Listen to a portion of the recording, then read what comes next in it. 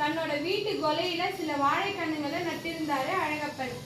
மலைவாழை, நேந்திரன், பாளையங்கோடன், பூவன்னு பல வகை வாழைக்கன்றுகளை பார்த்து பார்த்து வாங்கி நட்டிருந்தாரு. நீர் பாய்ச்சுவார், தேவையான போது பச்சிலை உரமிடுவார். தன்னோட பிள்ளைங்களை பார்க்குற மாதிரி வாழைக்கன்றுகளையும் கவனிச்சு வந்தாரு. இவ்வளவு ஏன், நாளும் வாழை கூட பேசவும் செய்வாரு.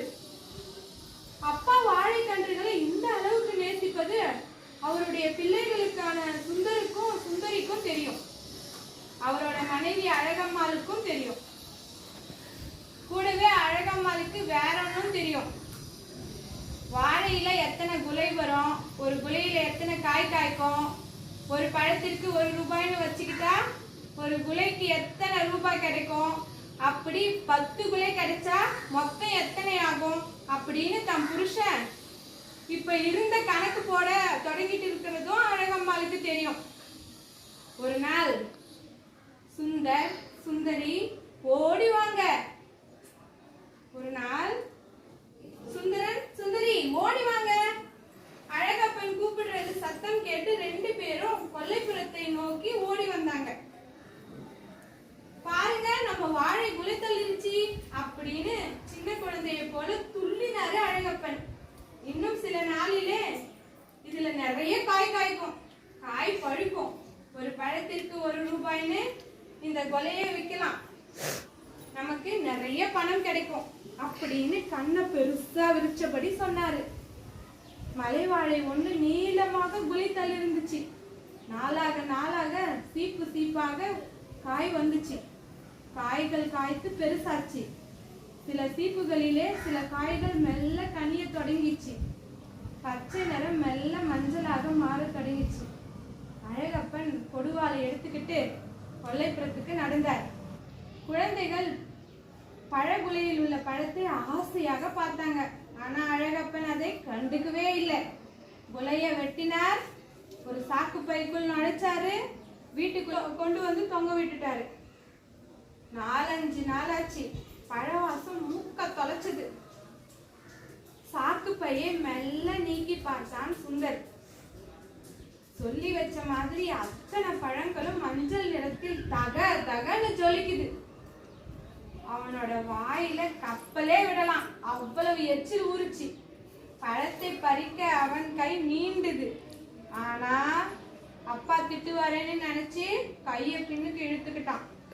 தன் தங்கச்சியையும் கூட்டிட்டு வந்து காட்டினான். ஊறி வந்த எச்சில விழுங்குறத தவிர அவளுக்கு வேற வழியே இல்லை. அழகப்பன் குலையை விற்கிறதுக்கு ஆள் தேடினாரு. 1-2 பேர் வந்தாங்க. ஆனா அவங்க எல்லோரும் குறைஞ்ச விலைக்கு கொலையை கொடுங்க அப்படின்னு கேட்டாங்க. அழகப்பனோ, கொலையில மொத்தம் 150 பழங்கள் இருக்கு, 150 பழத்துக்கு 150 ரூபாய் தரணும்னு கேட்டாரு. அதனாலே வாங்க வந்தவங்க வாங்காம திரும்பி போனாங்க. அழகப்பன் என்ன செய்யறதுன்னு யோசிச்சாரு. பழமும் நல்லா பழுக்க தொடங்கிருச்சு. சட்டுன்னு மனதில் ஒரு யோசனை உதிச்சுது. அடுத்தவங்களுக்கு ஏன் நம்ம விற்கணும், ஏன் நம்ம வியாபாரம் செய்யக்கூடாது அப்படின்னு நினைச்சாரு. சுந்தர் சுந்தரி இங்க வாங்க, பிள்ளைங்களை கூப்பிட்டாரு. ஒரு மூங்கில் கம்பை எடுத்தாரு, 2 பேரோட தோல் மேல வச்சாரு. பழகுலையை அந்த கம்போட நடுவிலே கட்டி தொங்க விட்டாரு. பிள்ளைகளே, பழம் பழம்னு கூவிக்கிட்டே வீதி வீதியா போங்க. நீங்கள் கூவுறதை கேட்டு மக்கள் பழம் வாங்க வருவாங்க. பழம் என்ன விலைன்னு கேட்பாங்க. ஒரு பழம் 1 ரூபான்னு சொல்லுங்க. யாராவது குறைஞ்ச விலைக்கு கேட்டா கொடுக்காதீங்க அப்படின்னுட்டாரு. பிள்ளைங்களும் சரிப்பா அப்படின்னுட்டு சொல்லிட்டு பழகுலைய சம்பந்தப்படி நடக்க தொடங்கினாங்க. இருங்க, இந்த 1 ரூபாயை வச்சுக்கோங்க. யாராச்சும் 2 ரூபாய் தந்துட்டு ஒரு பழம் வேணும்னு கேட்டா பாக்கி கொடுக்கணும் இல்லையா அப்படின்னு 1 ரூபாய் காசு சுந்தரோட சட்டை பைக்குள்ள போட்டாரு. பிள்ளைகள் இருவரும் நடக்க தொடங்கிட்டாங்க.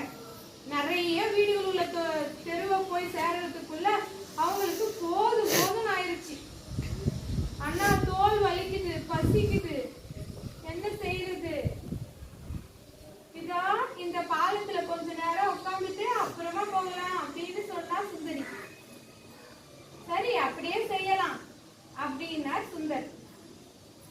பேரும் பாலத்தில் உட்கார்ந்தாங்க.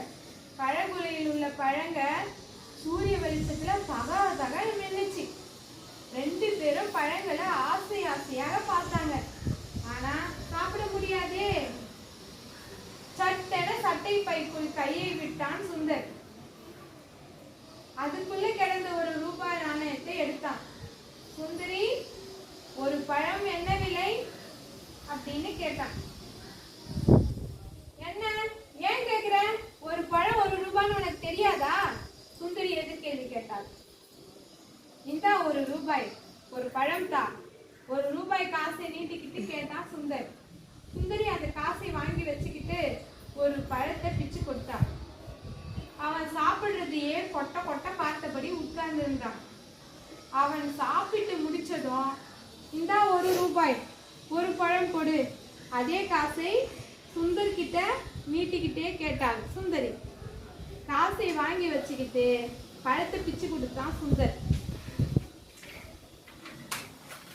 இந்த விளையாட்டு நடந்துட்டே இருந்துச்சு. சாயங்காலமாச்சு. 2 பேரும் வீட்டுக்கு புறப்பட்டாங்க. பிள்ளைங்க வரத தூரத்துல இருந்தே பார்த்த அழகப்பன் ஓடோடி வந்தாரு.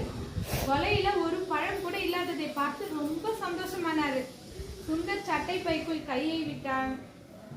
அதே 1 ரூபாய் காசை அவர்கிட்ட நீட்டினான். அழகப்பன் அப்படியே சிலை மாதிரி நின்னுட்டார். அவ்வளவுதான்.